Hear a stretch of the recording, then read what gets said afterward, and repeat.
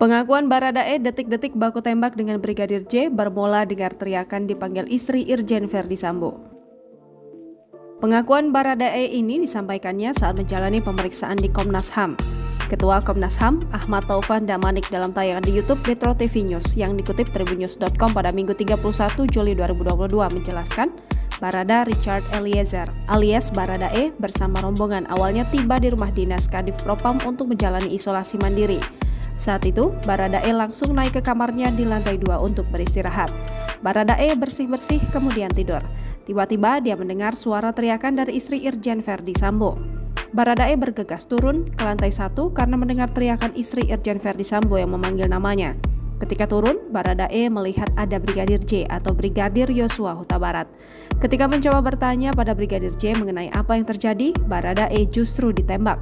Lantaran merasa terancam, Baradae memilih mundur untuk mengambil senjatanya. Ia pun melepaskan tembakan ke arah Brigadir J untuk melindungi diri. Setelah beberapa tembakan itu, dia mundur ke belakang, dia mengambil senjatanya, mengokang, dan membalas tembakan itu. Sempat beberapa kali adu tembak, Baradae berhasil melumpuhkan Brigadir J hingga tersungkur. Baradae kembali melepaskan 2 tembakan pada Brigadir J pada jarak dekat sekitar 1 hingga 2 meter, meski seniornya itu sudah tak sadarkan diri.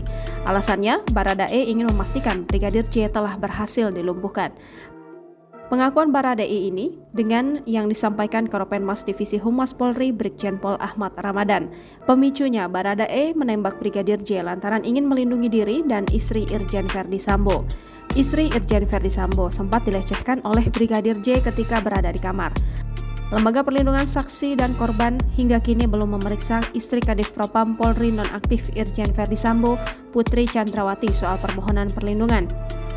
Ketua LPSK, Hasto Atmojo menyebut sedianya Putri dilakukan pemeriksaan soal permohonan tersebut pada Rabu 27 Juli 2022. Namun, pihak kuasa hukum melayangkan surat ke LPSK jika Putri belum bisa diperiksa karena kondisi psikologinya masih belum stabil. Hasto menyebut pihaknya memberikan tenggat waktu selama 30 hari kerja sejak permohonan perlindungan tersebut dilayangkan.